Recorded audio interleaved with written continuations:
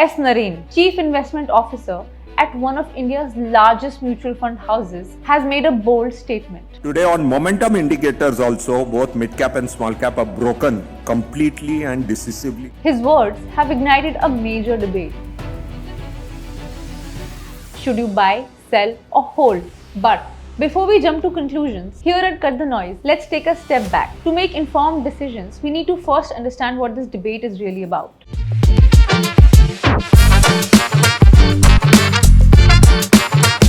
Joining me here today is Mr. Ankit Goyal, who tracks the markets very closely. Thank you for joining us, Ankit. Thank you, Devani.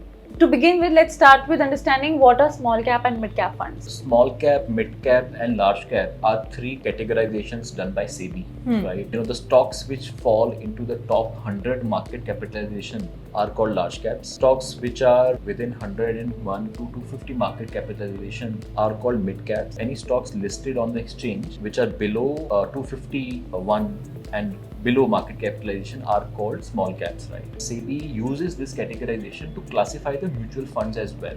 So for example, a fund holding only small caps in its portfolio are called small cap funds. And similarly, a fund holding only mid caps in their portfolio are called mid cap funds. This categorization of fund helps the investors understand into what kind of underlying stocks the money will be invested if they choose to invest in that fund. Okay, understood. And can you also give me some examples of large cap and mid cap? So for example, a typical large cap stock in the Indian stock market would be like Infosys or a TCS or a Reliance Industries. So these are large companies having thousands of crores of revenues. The small cap will be some company we started recently, right? So for example, we are seeing a lot of IPOs now in the SME space. All these are small or medium companies. Understood. And why are small cap and mid caps falling more than the large cap funds? See, if you look at the nature of the small and mid caps as defined, is that they have lower market capitalization compared to a large cap. What is the meaning of lower market capitalization? Typically, it means that they have issued lesser shares compared to a large cap. Typically, these stocks will have lower liquidity in the market. So the buying and selling of these stocks, which are small and mid caps, will typically be much lower quantities and volumes than a large cap. So lower liquidity also leads to higher volatility, right? The large caps are supposed to be known as companies who have a relatively safer stream of revenues and market performance as well, right? So if you talk about any large cap company, typically you will find that they are not impacted by market volatility to the extent a small cap and mid cap could be. Given these are smaller companies, their size is smaller, their customer base is smaller. So, the vagaries of economy could impact them more,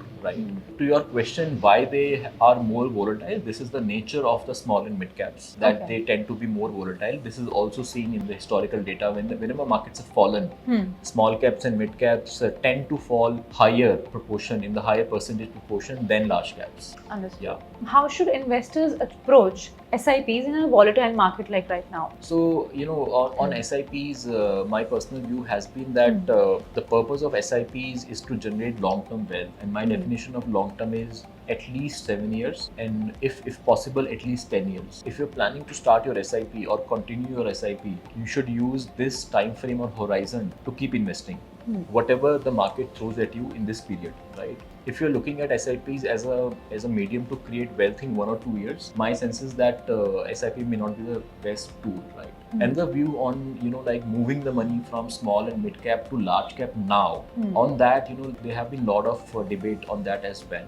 My view on that is when you invest in a fund, let's say it's a small cap fund or a mid cap fund or a large cap fund, you essentially are relying on the fund manager's capabilities, who is a professional, to handle your money, right? Yeah. And in a market where small cap and mid caps are showing even deeper downtrend than a large cap, and if you have a SIP in small and mid cap, then I think you need to continue to trust your fund manager to take the right call for you. And the fund manager has various avenues in a downward falling market to protect your returns. For example, the fund manager can very well liquidate or sell the stocks, which are, let's say, small cap stocks in the fund, and keep the money as it is. So in a falling market, your money may not give positive returns, but you will not incur losses as well. And basis fund manager's experience and his expertise, he or she may choose to buy stocks from that money whenever he sees a good market opportunity.